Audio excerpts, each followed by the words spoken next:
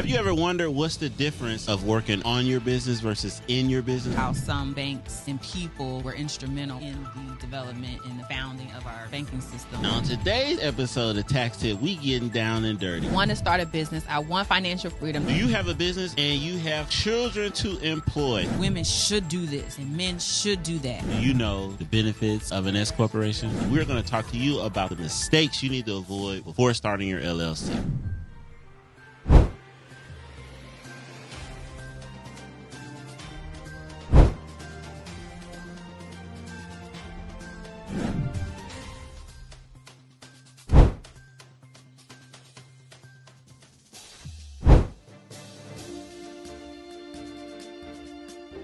What's going on, y'all? It's another episode of Minding Your Biz. This is where we talk about all things biz. I'm one of your co-hosts, Dr. Blackwealth. Hi, it's your girl, Fabfinancial. What's going on? What's happening, y'all? What's up? What's up with you? Not too much. Okay. But I was thinking about this. Okay. This topic, right? Okay. And I was thinking It's a hard little like heavy. that. No, it is for sure because I got personal experience. you know, you start in one place. Yeah. And then you want to move forward and get to another place. And and to escaping poverty is like the $1 million question, right? That a lot of people, coaches, mentors. It's almost like a game, like the escape room. Right. Like, how do you get out of that? Unlock this. Right, for sure. And level. I think when I was thinking and I'm looking at myself and I'm looking at people around me, and I think the biggest thing to escape poverty starts with your mind, right? It's a mindset. It's how you think and view yourself and moving your mind and how you view things to a new level. And I think that's the most difficult because you almost have to reprogram how you look at stuff. And it's really the mindset is heavy because it's the here's why I say this. I meet with business owners today who make anywhere from $500,000 or more, but mentally they're still in poverty. For sure. The decisions that they make, how they see their business, how they see their money, how they do it, you know what I mean? So it you might be thinking like poverty, I can get out of it based off how much money I make. And you may move that, you may do that, but it you might still slide up a little bit. But I even think for those people who are able to make a certain amount of money, right, had it fixed in their mind to move past something. Yeah. Right? You know what I mean? Mm-hmm. So now for them to maintain where they are and to move forward is behavioral changes, right? Mm-hmm. It's different spending habits, it's budgeting. That is a mindset shift on how their relationship to money is. But to get them from zero to there, it is a mental toughness and resilience that you have to say, I want this thing so bad. You got to reprogram kind of what's around you, what's innate almost, right? So you have to, like, you know, one of my mentors, right? He coined the phrase, you want to succeed as bad as you want to breathe, right? And that's almost like that faith, that determination that goes, I am so sick and tired of being in this place that by no means necessary, I'm going to do everything I have to get out of this station. And that includes changing my people, places, and things, changing my mind, how I view who I am. No, I'm not broken. I'm not poor. So what? I'm black. I'm a woman. I'm a this. I'm a all these things that society has placed on me. I got to strip away all that. But, you know, that's the thing, like sitting right in that, like, that's the thing. Like, I ain't even going to play with it, right? That's the thing. Y'all not tired. Y'all simply are just not tired of being in the position you are, right? I mean, it has to be so tiresome to like not make the money that you want to make, not be able to take the trips you want to take, not be able to treat your spouse the way you want to treat them, not be able to change the conditions of our kids. Yeah. And then we continue to make faulty decisions by we have kids, we can't really afford them. Oh right? Lord! Like I mean, we going down that road. We go. All right. In it, all right. You got to escape the poverty, right? Like we and then we speak it and say, listen, no, I want to do this and do that, but your actions show otherwise. You ain't trying to get no skills. You're not trying to better yourself. You're not even trying to lead. All right, we do the same things, right? Before we even can jump into faith, like let's get tired of just the stuff. Yeah. Like, and I mean, when it came down to me, like, and like poorness have a certain type of language that you speak. So one of my mentors mentioned, like, listen, when you poor, you are in spiritual warfare.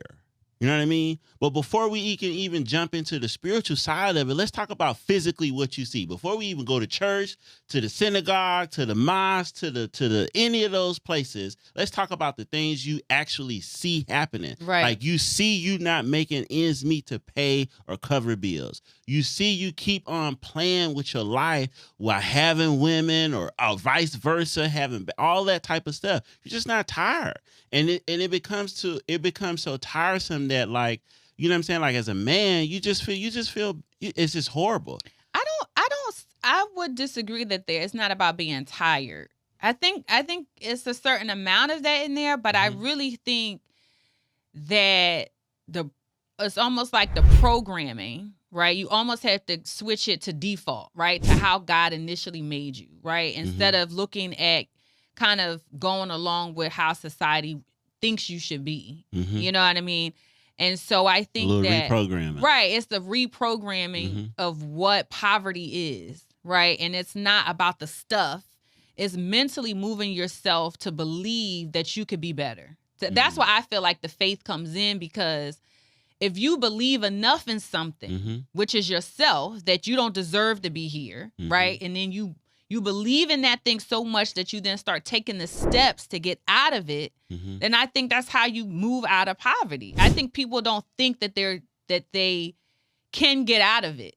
I think that they go, well, this is the way my mama was. She was on welfare. She was a single mom, and I'ma just roll right into that. And I'ma pretend and say I don't really want to be this, but I don't think they really believe and have a strong enough faith that that's what they want to do. And maybe it's being sick and tired. I don't, but I think to move out of poverty starts with your mind. And I think people are just mentally not strong enough to move themselves out of poverty.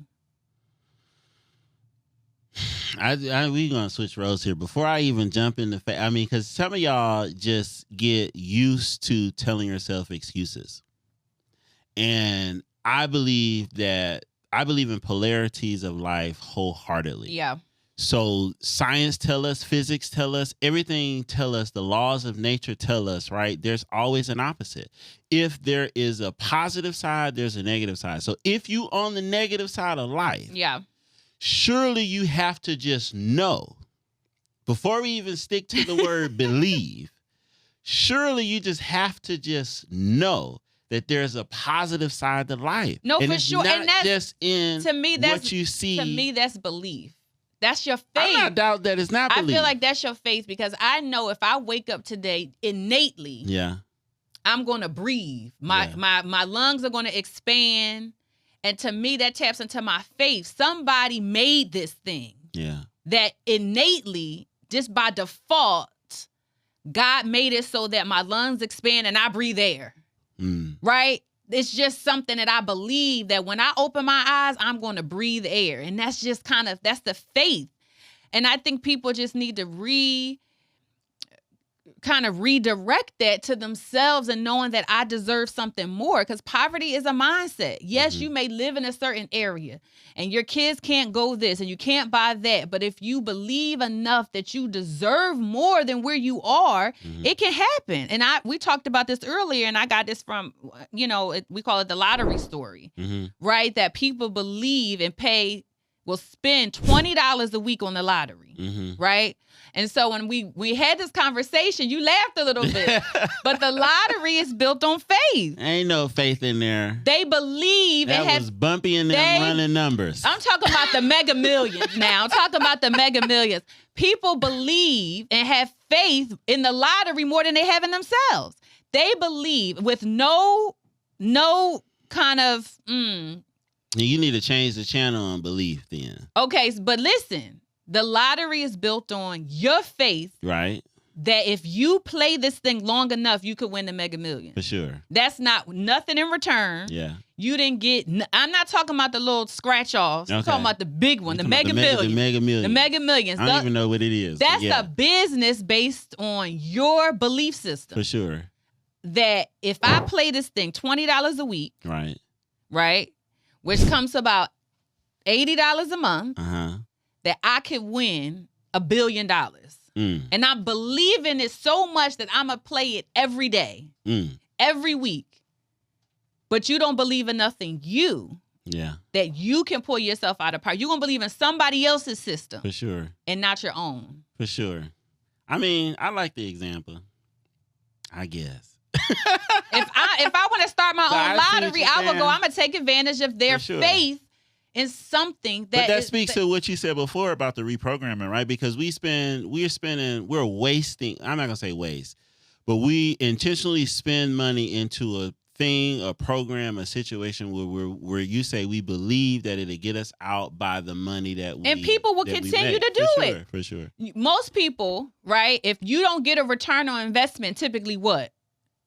Stop doing said thing. Right? You right? should do. You should. That's typically how it goes. Right? People will stop going to the gym after 30 days. Yeah. Right? But I will pay $20 for 5, 10, 20 years and never get a return. Right. Never get a return on the investment. They might win a little though, like $10 here. But will continuously do that thing, thinking, believing in something that never manifested. That's faith for real. But so basically, what this is reminding me of is like you just taking control, right? And I think that in life we live too much by happenstance or whatever. Like we just flow through life and let life control or dictate our circumstances. And I think we got to just take control. It's repurposing the faith, because I get control. But my grandmother used to play the numbers every day. Yeah. She would believe in that thing more than she believed in herself. For sure. She had more confidence in something that reaped no benefit, materialized nothing for her financially, but could not believe enough in herself to move herself out of poverty.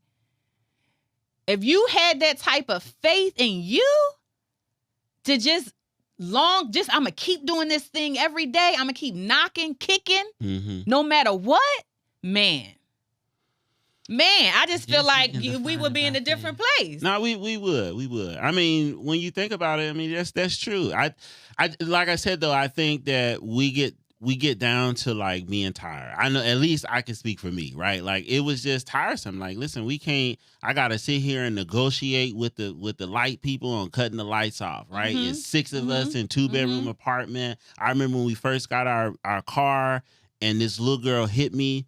The first thing that came out my mouth was, I can't afford this. I'm like, why she hit me today? I can't afford to buy another car. I'm praying this car is all right? Because we had just went almost a year with no car.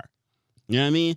And so it's just getting tired of it. So you start to continue to do the stuff, to move, to do something different, right? But like you said, it was the faith, because the faith kept me going. It kept me going through Northwestern, kept me going through bad partnerships, right? And once you figure out the money thing, I'm not saying it solves all things, but it for sure solves a lot. Because figuring out that money situation takes you out of poverty.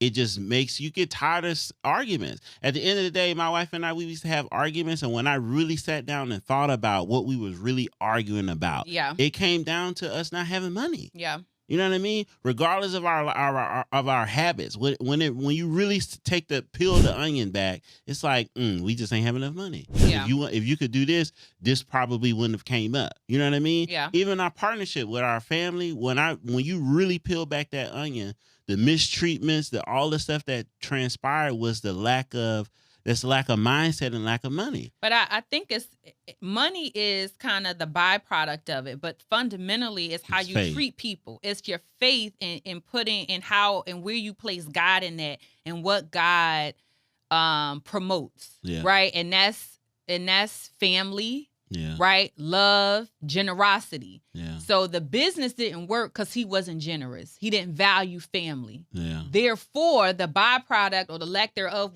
which was money. For sure. Right? So if you Just exploited your prioritize own character and correct. habits, or enhanced it. If your priority was love, faith, and family, for sure. Right? It did in some sense promote and you did have money. Right. No, right? No, for sure. But it wasn't properly categorized. Right. Therefore, it deteriorated the business. And because that of the money became the focus right. instead of the family, right. the love and the generosity for of sure. it. You know what I mean? Money is always a great byproduct yeah. of what God promotes. For sure. Right? And I'm not disagreeing, for 100% I'm in the faith, right? I'm getting ready to give you guys some prosperity tips on like how we move out of that. I think I really want to hone in on basically what you said, having faith in yourself, right? Because there's somebody who's like, listen, and I'm not denying it. You done been to church, you tired of the same old preaching, you tired of the same old grandma telling you the same old thing, your mom telling you the same old thing. They looking at it like, where's God? Because why are we living like this? Why we have the capacity to do the stuff that we doing? Yeah. Why do people have to suffer and live the way we're living? Why are we subjected to that? And so your mindset might be like, there is no God. There is no, where is he that we talking about abundance? How can we change our situation? And what I'm trying to tell you is take control of your life. Put that faith inside yourself until you can see the faith from God, right? Because you have the ability to change your situation. It's you. You are the God. God is within you and each and every one of us. Poverty is a mindset. And faith without works is dead. That's so it's right. an actionable step. Yeah, and you have to press towards the mark. That's right. You got to move. It's action. Right. You got to move. I know it's somebody that's got to get active. Listen, I done been all the Monday, Wednesday, Friday, Saturday service. Because that's faith without the work. You got it goes together. It goes together. You got to add the faith and the work. We don't never mention that work You part, just can't right? press. You got to press towards the mark. You got to move. You got to get active. Right. So for sure. Right. And some of those habits is simple, right? I mean, because that same Bible that say faith without works is dead, right? It also it tells you he who loves sleeps, poverty was creep up on you in the thief of the night. So I'm not saying, hey, what am I saying? I'm not saying don't sleep, don't get no sleep, but I'm gonna tell you right now, if you're not living how you want to live, you should be sleeping less. You should be watching TV less. Right. You should be reading more. Yeah. You should be cutting out distractions more. Yeah. You should be changing your circle a lot. That's right. You should be. I'm using very clear words, right? Like you should be intentional about what you put in your mind and what you say out your mouth. And I don't care who. I'm to the point where I don't care who it is. Most people won't understand the sacrifices it takes you to get to the other side because they're not the ones that's living it. You got to get rid of that stuff. Absolutely, I agree 110%. I mean, I definitely hung out with my friends less. It was about the business and also was about fine-tuning my craft. It was studying. Sometimes we want it fast, right, without doing the research, right? We're talking about now in our industry, the BOY is a new thing. Well, guess what I got to be doing? I got to be researching, studying, making sure I know the ins and outs of it so I can talk about it. If there's a new tax situation coming, we had a conversation the other day. Hey, I didn't know this. Did you know that? But let's get back to, you know what I mean? You have to keep being better. Right. You got to fine tune your craft and being a master of it. So it's not a one thing. It's not just stagnant. It's a constant pressing towards the mark, right? And we're in that because fine tuning your craft, that leads me to, you know what I'm saying? So when you think about God's original design, he built us people to where we could serve one another. Yeah. And that's one thing. First of all, you know, number 2 and 3. Serve others, and 3, start a business. You cannot reach the other side of... And money is the byproduct, right? You got to have your priorities in order. So we'll sit here and study and work hard and fine-tune our craft and learn the tax strategies, to learn how to help other business owners with their... Because we obsess over solving other people's problems. For sure. Because the money you're looking for is in somebody else's hands. Yeah. Right? It's in somebody else's hands. Right now we sitting here studio people, right? And so what happens? Chris is honing in on his staff to make sure we got a good production. So when we sit here before you, right, he understands that his money is coming out of our hands. We understand how that good we and need effective he is at what all he's of it doing. works. Absolutely. Right. And so when Absolutely. you get into the business of serving other people, it just makes you a better person, and it makes you hone in on your skills and have a business. So yeah, can you make money? Can you be rich without having a business? For sure you can, but you still got to hone in on the skill. You got to become a doctor. You got to become I'm gonna say stick with the doctor. I was about to say lawyers, but some lawyers don't make no money. So you got to become a doctor. You might want to become an engineer, right? Or you can go professional. But there are things that you can do for sure. And do those people make money? Yes, but they still don't have ownership. And I would say another way to change your poverty mindset, of course, is faith for me. And the second one is dream. Right. And I look at it and I was like, Dad, what are some things too that helped me? And when I was a child, my mom put me in places that I could dream, that I could think outside of where I was living. Right. That was Disney for me. Growing up in like, it was like hood adjacent. I didn't grow up like in the hood. I was like, you was adjacent. Like close. We were close. You know what I mean? Over down the block. Right. It was like, don't you go next 2 blocks over. On right? 33rd Street. Look. Right. Just, so we was hood adjacent. Right. And so, but she gave me and put me in places where I could dream. Yeah. And dreaming really helped me visualize, right? Having that faith and visualizing outside of where I was. Like, I can have that. I could do that. I could be that. And then tapping into my faith allowed me to be there, right? Allow me. It wasn't like, well, you just going to stay on Sharpneck Street. You just going to stay here and that's all there is. No, daughter, look, you can be and you can have something else outside of this. I'm giving you the opportunity to dream. And that's a lot what I did. It allowed me to think and press towards that and visualize what my life would be, right? I visualized early on that I wasn't going to be an ordinary Black girl staying in my hood. Right. I visualized that because my mom gave me the opportunity to dream and think bigger. Yeah. Right. And so that visualization, even today, I can sometimes see the end of something. I could dream it and visualize it. That, okay, this is what the next thing is going to be, right? When we talk about manifesting, that's what that is. I didn't know early on, but dreaming and manifesting go hand in hand with faith and work. All of that is tied together. So you have to start with the mind, the idea to go, I want something else. Let me dream of something else. Let me manifest something else, right? When people talk about positive affirmations, it's to get your mind thinking different, reprogramming your mind. It's the reason why people go put Post-it notes around your house, different daily affirmations, different positive affirmations, so you can think different, so you can reprogram and get out of that negative Nancy boggled down mindset, right? Think different, dream different, then have enough faith to move different. To get around different people, places, and things that are going to foster the right environment for you. You know what I mean? It's a collective of things, but the mind is the first thing, man. You got to think different. And I'm going to tell you I'm going to say something as simple as open your eyes.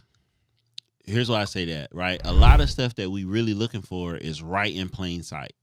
It's always just hidden based off whatever it is that we're dealing cloudy with. You know what I mean? Cloudy. People can't see. You know what I mean? Like they say, things is hide. You want to hide something, you hide it right in plain sight, right? So just like how earlier I mentioned, the faith people, just how they will keep you kind of poor in the Bible. That same Bible got a whole bunch to say about owning businesses and prosperities and getting out of wealth. You better be the lender. Faith. And not the borrower. It says a whole lot of stuff in there, right? And so when you talk about dream, right? If you don't know how to do that for yourself, I say borrow people's dreams. Read books. Read on success. Find that wealth, right? Just right in there, right? It just brings me to a story in 2 Kings about the widower, where the husband died, and the wife went to the man. She went to Elijah and said, "Hey, the creditors is coming for my kids."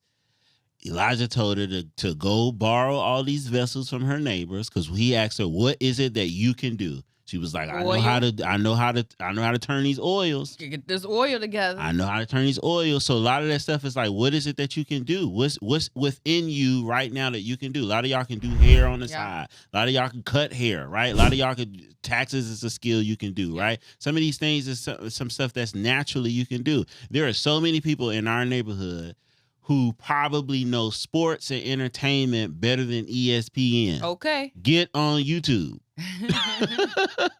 Get on YouTube, right? What is it that you can do? He said, borrow not a few, borrow all the vessels. All the vessels. She turned that oil till there was none no more. She said, what do I do next? He said, guess what? Go sell it. That's a business, y'all. Sell the oil.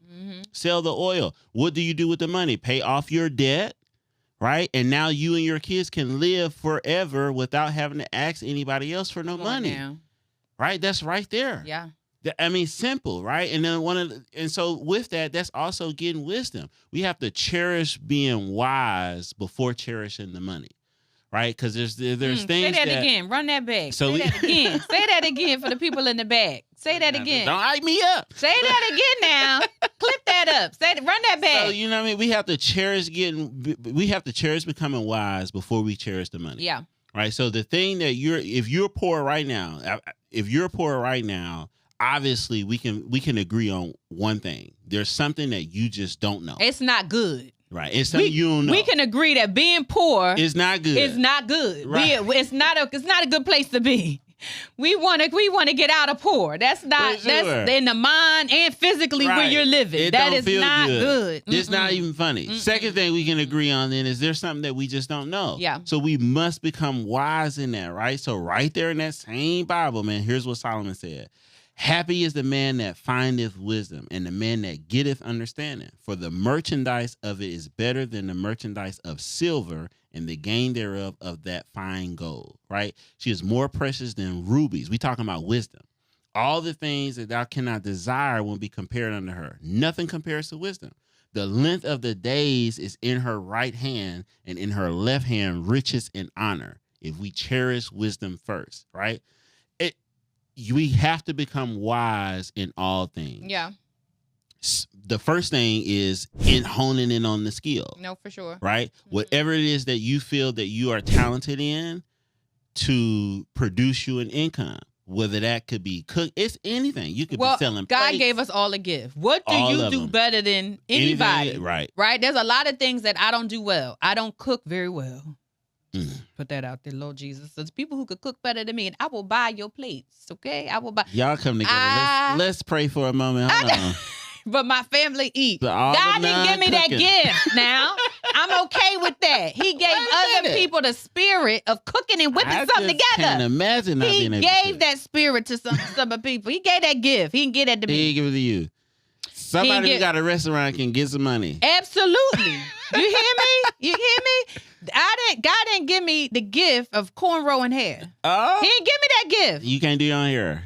I can't cornrow it, no sir. Okay, so I can't. That means that my daughter gonna have ponytails. For sure. However, you have something that you do better than me. I will pay you for that thing. Yep. You know what I mean? God gave us something in all of us. Yeah. Right? That faith, that thing, that God who created this thing again, he made it that soon as the baby comes out, pat the baby on the back, the baby's breathing. The baby's breathing. You hear me? It's with the baby. You pat the baby innately starts to breathe air. No, you don't have to program that. God put that. Mercy. So it's in you. Yeah. So know that just how God instantly makes the baby breathe. Sure. It's a part of the system, and he created the body. Find your gift. Find your gift. Yeah. He put one in all of us. Yeah. And capitalize off of that. Yeah. Life gets better on the other side of success, y'all. It just gets better. Your environment gets better. The people who come in contact with gets better. Your family gets better. Your children gets better. This is the things that create generational wealth, right? I don't know about closing the gap. Listen. But creating that wealth. That's right. Can start with you, right? That's those are the things that we have to do, right? And so getting out of poverty is it's a for sure thing that we must do. Yeah. We got to spend time on it because it's not a lot of us who got the memo. There are still people there that are just you can't see an escape. We just provided it for you. Don't allow the system to handicap you and keep you in a position of poverty, right? We talked about being sick and tired. We also have people, right? You went there with some of them who will stay in a particular income bracket to keep getting the public assistance. Yeah. Right? Yeah. So that means you're not really sick and tired. Yeah. Right? So you use those systems to advance yourself.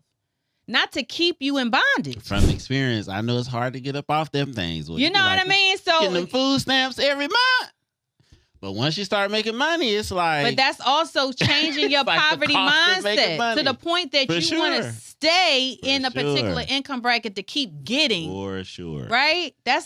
We got to sure. break that, y'all. We got to take control of ourselves. Don't put your money, your life, your livelihood in the hands of this government.